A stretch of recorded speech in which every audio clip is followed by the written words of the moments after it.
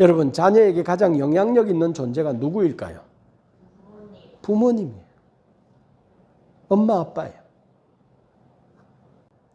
그래서 이 아이들이 왜 이렇게 유대인 자녀들이 사는가 하면 본 게 있거든. 그렇게 사는 것을 보았거든. 두 번째, 또 뭐가 그렇게 영향력이 있었는가 하면 부모 세대와 수많은 대화와 토론을 가지고 성경을 이야기해서 성경적 가치관이 심기어졌거든. 자녀는 부모의 영적 제자가 되어야 돼요. 저는 제 아버지의 제자입니다. 이 소리를 아버지가 듣는다면 다니엘은 그러지 않겠어요? 그래서 가정은 교회여야 돼요. 식탁은 교육하기에 가장 좋은 교실이 되어야 돼요. 가장 효과적인 하나님 나라 가치의 교육 현장이 가정이에요. 그래서 신명기 6장에 보면 하나님은 자녀들을 가르칠 때 교회 학교 교사들에게 맡기지 아니하고 부모들아 너희 자녀를 부지런히 가르치라고 말씀하고 계세요. 신명기 6장 7절 내 자녀에게 부지런히 가르치며, 그래서 이 말은요 예수님이 마태복음 18장 20절에 내가 분부한 모든 것을 가르쳐 지키게 하라. 그러니까 너희 자녀가 아버지의 제자가 되어야 되는, 그래서 자녀가 제 아버지가 저의 서성입니다. 영적인 서성입니다. 저는 아버지의 제자입니다 라고 말할 수만 있다면 그건 너무나 큰 복이죠. 가정이 교회냐 이 말이야. 우리는 하나님이 제시한 영적 진리에 대해서 너무 소외했어요.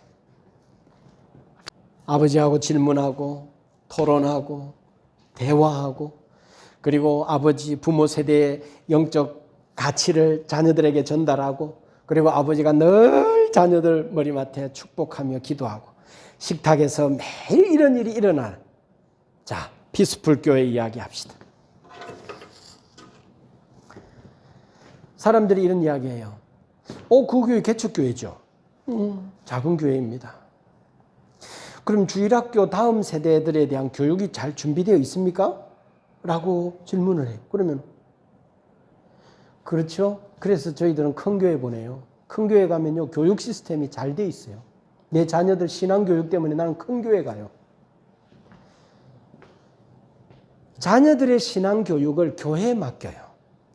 성경은요 자녀들의 신앙교육을 누구에게 맡겼는가 하면 부모에게 맡겼어요.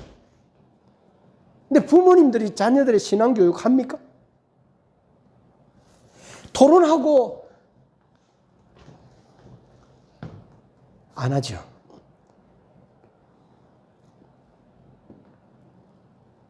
그래서 이제 피스풀 교회는 세대 통합 예배, 전 세대가 하나님께 함께 예배드리는 세대 통합 예배를 지향합니다. 자녀들의 신앙교육을, 그리고 다음 세대의 신앙교육의 가장 효과적인 것이라고 판단하고 이해했어요. 자녀들의 신앙교육은 부모에게 맡겨진 거예요. 그런데 이게 주일학교 따로, 중고등부 따로, 청년부 따로, 어른들 따로 이렇게 해버리니까 뭐가 문제인가 하면 부모가 자기 자녀에게 이렇게 영적인 대화를 할 수 있는 통로가 차단이 돼요. 그래서 여러분 봐요. 쉽지 않겠지만, 처음에는 쉽지 않겠지만 점점 나아지겠죠. 초등학생이라 할지라도 부모하고 한 공간에 같이 있었어요. 한 목사님의 같은 설교를 들었어요. 그러면 일주일 주중에 엄마 아빠하고 자녀들하고 이야기할 게 참 많을 것 같아요. 처음에는 어색하고 이야기도 잘 끊기고 안 좋겠지만 나중에 점점 갈수록 이 대화는 진짜 멋지고 고급지게 흘러갈 것 같아요. 우리가 옛날에 부흥회 참석할 때 아이들이 있었고요. 기도원 갈 때 아이들이 같이 갔고요. 그리고 그 옆에서 엄마 발베개 하고 잤어요. 근데 그 아이들이 결국은 뭐가 되는 목사가 되고요. 영적 지도자들이 됐어요. 신앙은 그렇게 이 아이가 우리 교육학적으로는 집중도가 10분인데요. 15분인데요. 그 이상 넘어가면 아이가 집중 안 해요. 우리는 그런 생각들을 했어요. 물론 그게 데이터에 의해서 근거가 있을 수도 있어요. 그런데 하나님의 영이 우리 가운데 역사하는 것에 대하여서 간과하면 안 돼요.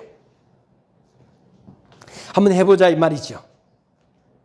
예수님께서는 아이들이 내게 오는 것을 금하지 말라 그랬어요. 종교인들은요, 떠들고 방해되니까 종교의식이 엄숙하게 진행되어져야 하니까. 여러분, 아이들 때문에 좀 방해되면 어때요? 예배가 좀 고급지지 않으면 어떤가요?